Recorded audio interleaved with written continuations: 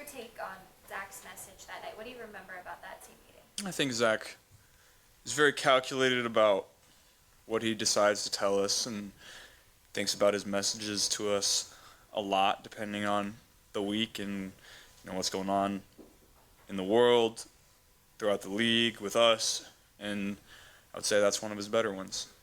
He every week seems he has a message for us on Friday, Saturday night that resonates and is different every week, and that's why I love him as a coach. Joe, the mic caught you last game screaming that you're him. What is it saying, I'm him? Did I say that? Sometimes you black out there, I guess. I don't know. Has it sunk in yet that you're one winning away from playing in your second Super Bowl in back-to-back years yet? No, I haven't even thought about it. We're focused on this week. We're focused on the Chiefs. No, we're not playing for a Super Bowl this week, so got to get through this one. There's been a lot of talk of people calling Arrowhead, Burrowhead, just given how successful you were there last year. I mean, when you hear stuff like that, I mean, you're obviously confident in yourself, but you get like an extra kind of kick out of just hearing that, knowing that you've been successful in a tough place like that? We've been in these spots. We have the experience. We know what team we're playing. Team that's been to this game the last 5 seasons, and they've all been in that stadium. So, to me, they're still the team to beat, and then we're coming for them. But we know it's going to be tough. We know it's going to be hard fought, and we know the kind of players that they have on that side. Do you feel like this is a division game almost? You played them this league 4 times. Yeah. 13 months, you know each other so well and everything. Yeah, I mean, it really is. Played them twice the last 2 seasons, and really basically a month apart each time. So, we know them, they know us. It's going to be a fun one. Is it harder to reset considering how you won the other day? It's more dominant than your other postseason wins. Is it any more challenging to do that? No, it's not. That's what it is every week. Whether it's win or lose throughout the regular season, you get 17 reps of resetting after each week and moving on to the next one. So we've been in these spots. We know what it's going to take. Before the playoffs, you were talking about why you have enjoyed taking the hard path during your life. Why has that been fun for you, and why have you succeeded in those situations? Just more gratifying. And when the road that you've been on has been tough, and maybe other people have had it easier, it's always more satisfying when you pull it out in the end. What makes Joe, your offensive coordinator, Brian Callahan, and Dan Picture so unique in big game moments and preparing you for big games like this? Man, they do a great job. I think we have the best coaching staff in the league. They make adjustments better than anybody. Whatever we're seeing on the field, there's always great dialogue going on the sideline. We're always trying to figure out, what can we do to attack what we're seeing and get some explosive plays and stay on track and run the ball well. And they do an unbelievable job throughout the week and then on game day of making adjustments and figuring out the best way to attack them. How much comfort does that give you knowing you have that resource, both of them? Yeah, I have so much faith in what we do here as an entire, that's what I love about this place is it's not, the coaches have their process, we have our process, and, we just do what they say. It's a collaborative effort. We're always talking and thinking about new ways we can attack a defense, get better throughout the week of practice, add a route here, add a play here.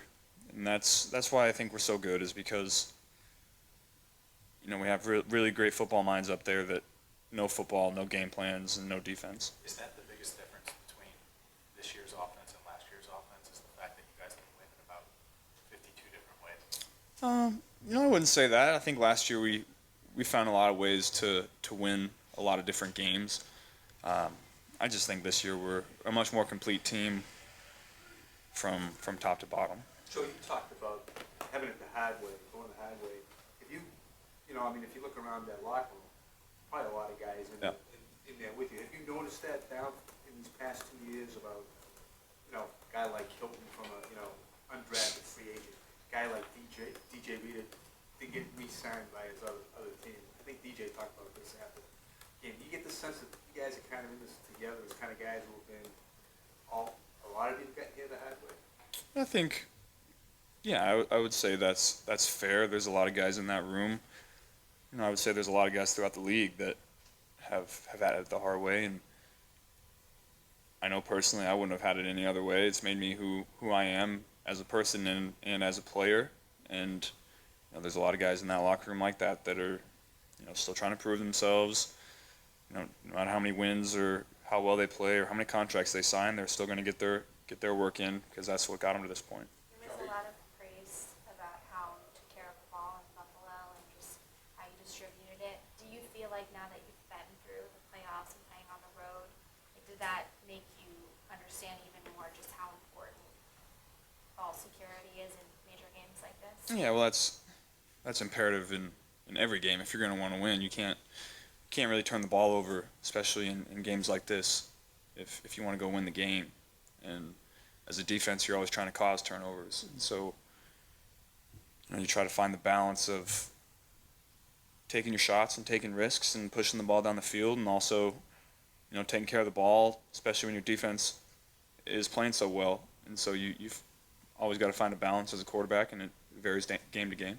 Joe, you got a lot of guys on your roster who played like really big games in college, like college ball playoff type of games. A lot of guys you signed for agency who played Super Bowl before coming here even. How do you think that showed up over your run the past few years, and do you think that matters?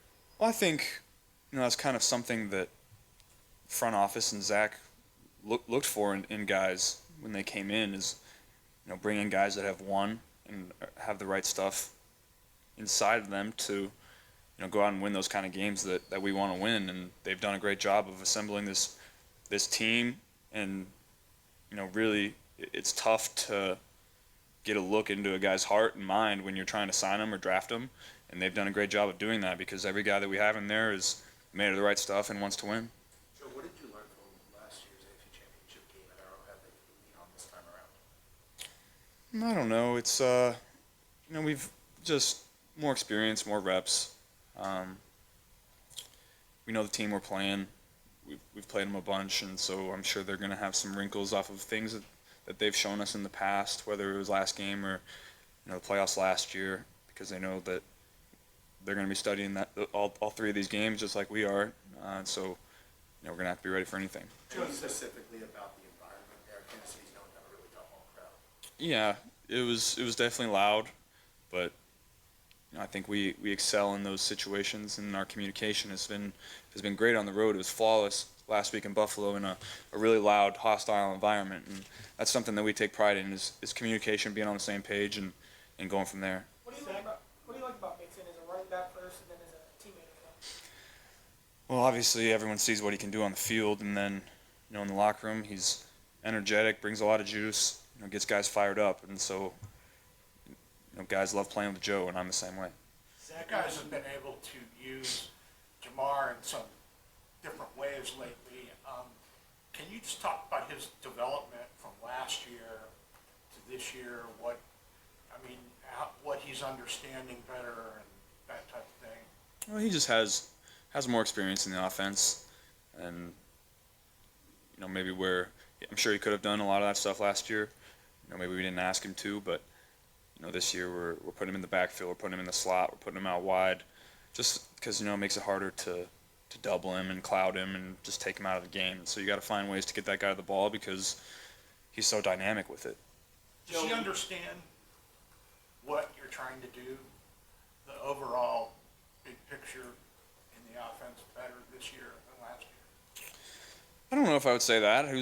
He understood it and was super dialed in last year too. So that's probably a better question for him. I know I never have to tell him what to do. Joe, this team continues to say, back here, you guys don't need motivation, you don't need to prove anyone wrong, and yet you continue to use anything for motivation. Where does that come from?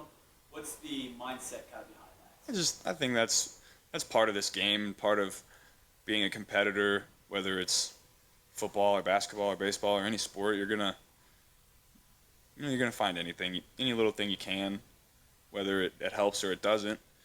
I know nobody in that locker room needs any more motivation than what's inside of them, and that's why we're so good. But whenever you can find some little thing externally, it's you might as well use it. Do you play better kicked off? No, I don't. I try not to play that way, and I try to play without emotion because that's when I feel like I'm at my best, and I feel like you have to be that way as a quarterback. You can say what you want in the locker room and to you guys, and then when you get on the field, it's all even keeled. Can't be too high, can't be too low because bad things are going to happen throughout the game. If you get too low, it's going to be tough to get out of it.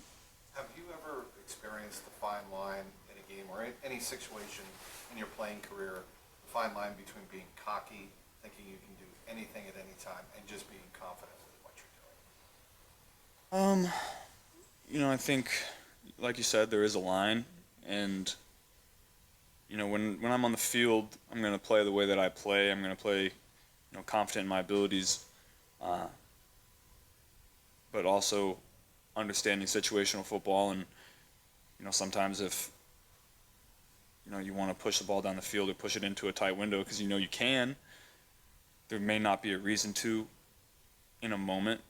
Like we get up big early last week, and so maybe there were some throws where I try to push the ball down the field a little more, but we're running the ball well, and our defense is playing great, so maybe you take a check down here or there as opposed to fitting something into a tight window. And so I think that's really where we've made strides as a team, is understanding those situations and understanding when we can and can't take those risks. Your offensive line has protected you well, but you've also protected them. You get the ball out of your hands so fast. 2.5 seconds was the average in the last game. 1.1 second was the fastest. Did you even have the laces in your fingers when you threw it? No, not on that one. But you did? That one came out a little wobbly. But was that obviously that was a big thing, trying to get the ball out of your hand as quickly as you could, make things easier?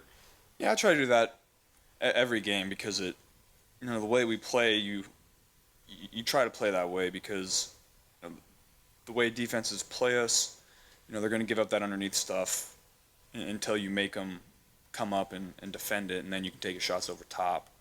And so that's kind of who we've become, and really we've been able to be that way because of our run after the catch ability and how good our backs are out of the backfield. Catching the checkdowns and getting 8 yards as opposed to catching it at 2 and getting tackled at 3. So you got to give credit to those guys for that. The Chiefs, since that first time you played him, have double-teamed Jamar as much as anyone. He's still making huge plays. How does he do it when teams throw everything at him and he still makes huge plays? Man, he's one of the best. So anybody that watches the tape can see it. You can double him, you can cloud him, you can have a guy follow him. He's gonna get his. You just got to find ways to get him touches because, like I said, of how dynamic he is with the ball in his hand. The creativity that you guys had last week, moving him around, he was lining up in the backfield. I think we've seen. Is that fun, having a weapon like that around? You can tell how much attention he attracts from the defense when you put him in different spots. He attracts so much attention because of how fast and how big and how strong he is that it opens up opportunities for other guys sometimes when maybe he's not the primary. When you talk about, having even-keeled emotions and then having a collaborative effort with, Zach and the coaching staff, what kind of leadership style goes into that? How do you kind of describe your style when it comes to everything on and off the field? Yeah, I don't know. I've had that question before and I never really know how to answer it. I just try to be myself. I think that's the only way you can lead because, guys can tell if you're trying to fake it, if you're trying to fake who you are. And so I think the best way to be a leader is to just be yourself and go from there. You get a kick out of when Jamar actually is on the field and a guy hits him for the first time. You say how strong and powerful he is. On tape, you don't really get a feel. On the field, they feel it. You get a kick out of when they give the double take and like, oh crap. Man, I can see it on film too, Lap. The guys are flying off of him and bouncing off of him like he's a wall. It's crazy how stout and how strong he is with the ball in his hand. What's the craziest reaction you ever saw on the field when a guy hit him for the first time and got up and like, oh my God? Well, it's just when he has the ball in space and guys are trying to tackle him and he's just running through them like they're not there. You're not going to tackle him with an arm tackle. It's just not possible. How different do you feel in this playoff run? You haven't gotten